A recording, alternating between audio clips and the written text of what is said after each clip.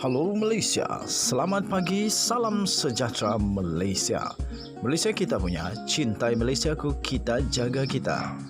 Sebelum kita mulakan berita hangat pada hari ini, untuk anda yang baru pertama kali, silalah untuk sudi tekan butang subscribe, like dan share. Sila juga tinggalkan komen anda kerana setiap komen anda amatlah dihargai. Berita hangat hari ini daripada channel ini, Denyut nadi suara rakyat bergema terus-menerus di dalam channel ini. Setiap hari kita membawakan berita-berita terbaru yang pastinya dinantikan oleh seluruh rakyat Malaysia. Kita akan mulakan berita kita. 1, 2, 3. Berita mula sekarang.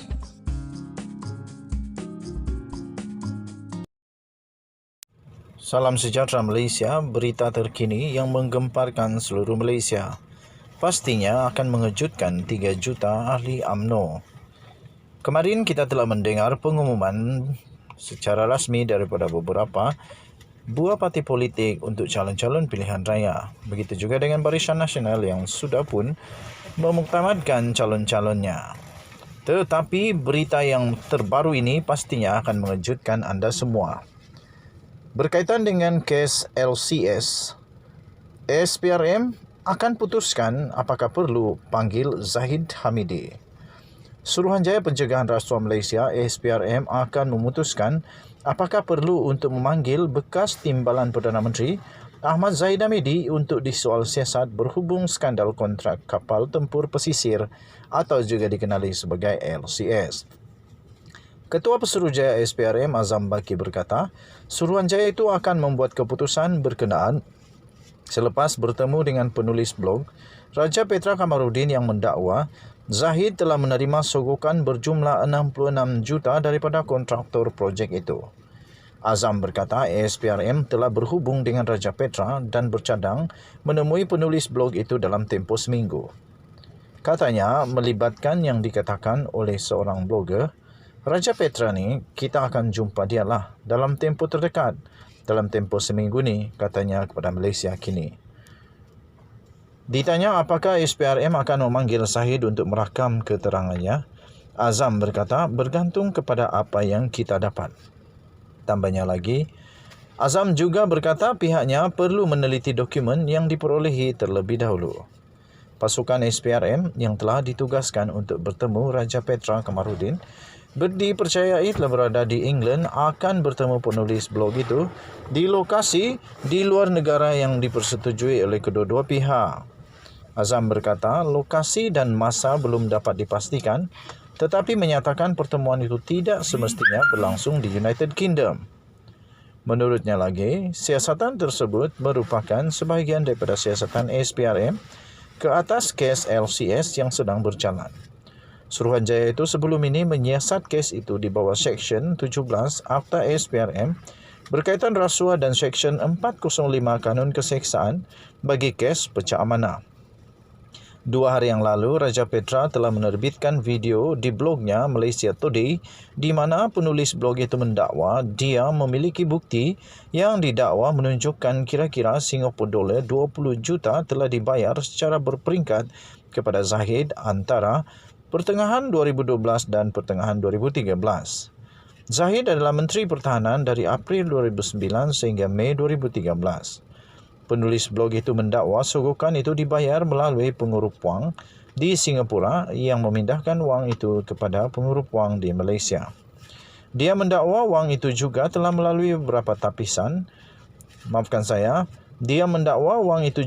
melalui beberapa lapisan sebelum sampai ke tangan Zahid. Malaysia Kini telah menghubungi Zahid untuk mendapatkan komen mengenai dakwaan itu. Sekian berita. Salam sejahtera Malaysia. Malaysia kita punya. Cintai Malaysiaku, kita jaga kita. Jangan lupa tekan butang subscribe, like dan share. Kita jumpa lagi. Bye-bye.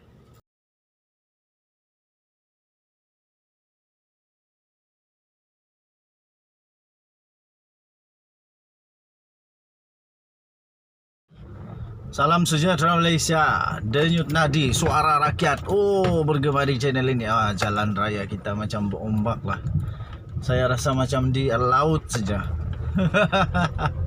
Inilah jalan raya di kampung yang aman damai. penuh dengan janji-janji mereka-mereka yang pernah bergelar berkuasa.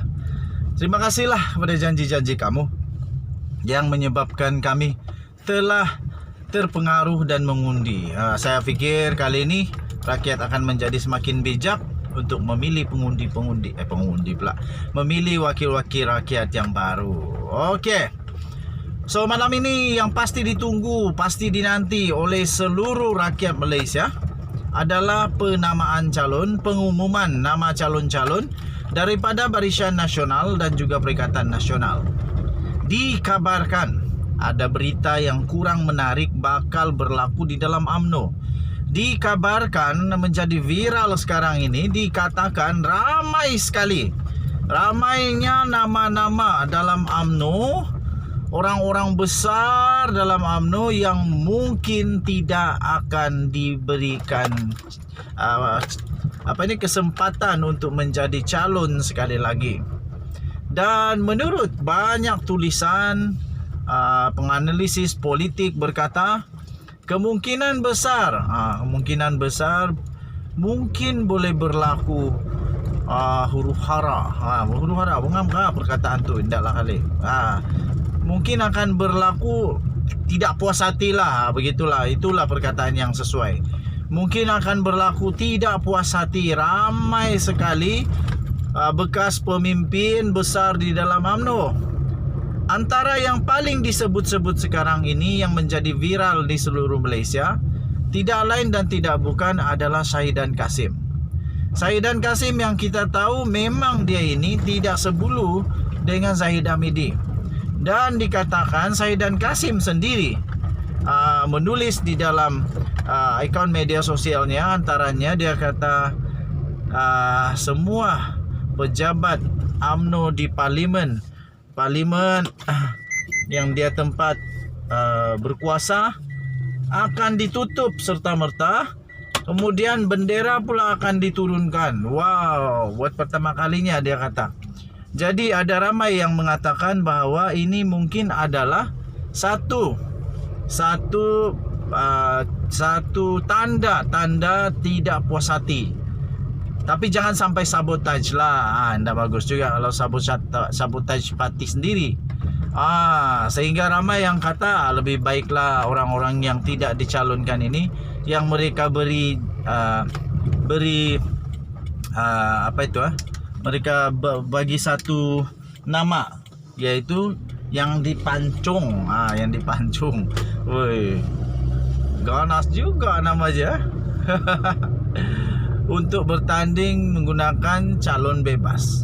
Kalau mereka bertanding menggunakan bendera bebas atau sebagai wakil rakyat bebas, kita akan melihat banyaknya huru-hara pasti berlaku di dalam UMNO. Apa tidaknya di tempat itu, kalau